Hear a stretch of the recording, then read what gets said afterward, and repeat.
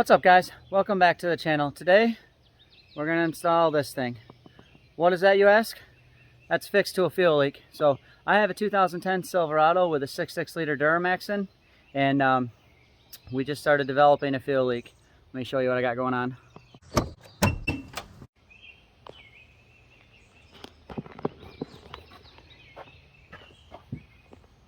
All right, so here is our fuel leak. As you can see, let me get the camera in there. It's leaking all over here from there. So the reason why this thing leaks is that it's now a pressurized system. I put a lift pump in about 3 years ago, and this isn't designed to have a ton of pressure on it. CP3 is actually after it, so it comes in from the lines, comes into there, goes into your engine, which means this just gets all the fuel coming running from the tank. So when you start putting a pressurized line in there, with the example of that pump, we start having issues. That's a known common issue. So we're going to actually delete it. I have two filters on the lift pump. One's a water separator, the other one is just a standard fuel filter. The standard fuel filter is a 2 micron. This one is actually a 10. So there's really no reason for me to have it. Fun fact, I actually work as a service technician for gas stations, and all dispensers are also running 10 micron as well. So theoretically you would never need this one, but you definitely want it on your truck. But since how we got the lift pump, we're going to pull this one off. It's real simple to do. All right, so most people will take this thing, just shove it right in here, just to cap those lines. But those lines are fairly old, so what I'm actually going to do is bring it right over here, and I'm going to attach it to these two lines right here, this one and this one. And we're going to have this little horseshoe sitting here just like this. I also brought brand new lines and a couple brand new clamps. We'll see if they all work for this. I might just reuse the factory ones, who knows. But that way we'll delete all this. This will all be gone, so we'll have a little bit more room. We can do whatever we want. Cleans up the engine bay a little bit. Plus, we don't have that nice nasty leak. So let's get to it. All right, first we're going to take the intake off, and I think that should just snap right out. All right, next we're going to take this sensor out here. That's your water detecting sensor on your filter. We shouldn't really need that, as the Air Dog comes with a water separation filter.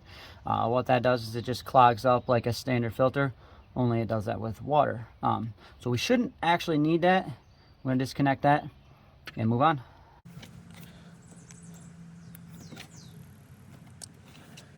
Next, we're going to take out that screw right there, and we're going to take out this plug right here. That is a T15, and then we should be able to take the mounts off it. All right, now that I got those out of the way, we got one bolt that we got to take out that's right here. We got another one that's sitting right here. We got another one on the other side sitting right here. And then we have a 13 millimeter to take out right here. We'll get those all out, and this whole thing should come right out after we disconnect the fuel lines.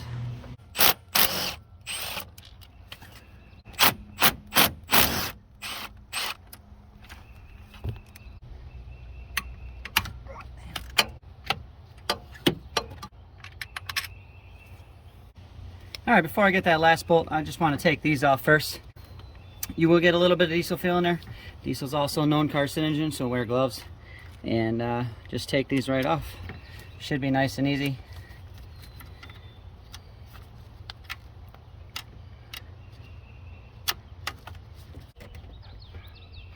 Now, if it's been on there for a lot of miles, you might have to work it a little bit just to get it off.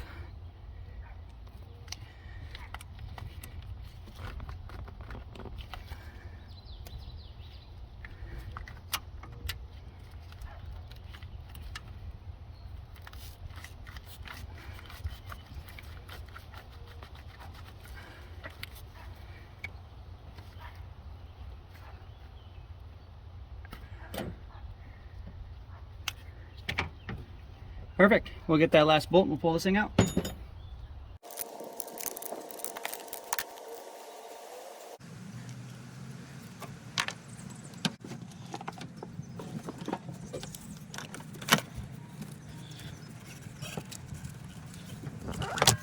Alright, so I apologize for that. When I was trying to get it out, the camera fell over and I didn't want to drop this whole thing in there because I wanted to get it from the top of the engine.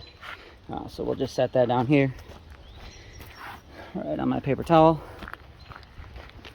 And then I'll show you guys what I had to do. I actually had to move this up, my intake horn.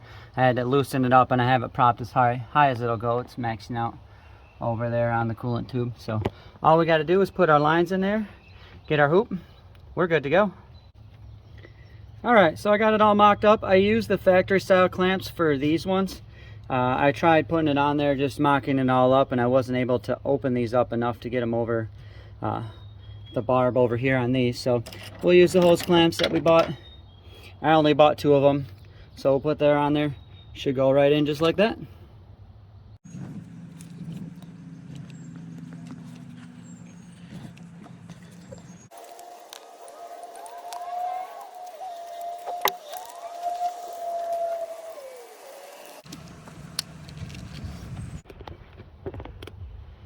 Finished project. We'll get the intake back on, and we'll fire up the truck, make sure there's no leaks. We'll probably have to prime it, but with the lift pump we can just turn the key forward and it should be perfectly fine.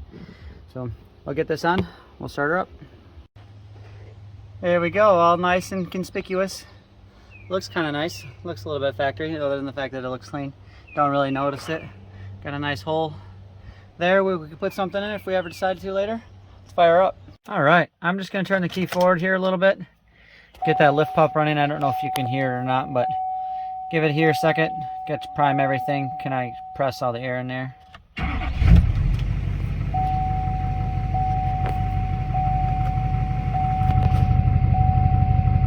Perfect. Let's check for leaks.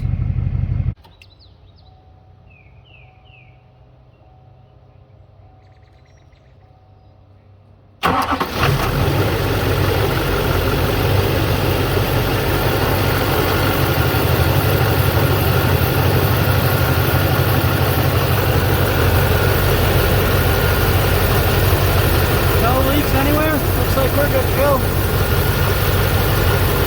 I'll give her a minute warm up, and then we'll take her out for a test drive. Well, we look pretty good so far. I didn't notice any leaks. I just went up to the gas station. Let's see here. We'll give it here a second, and we'll just put it to the floor.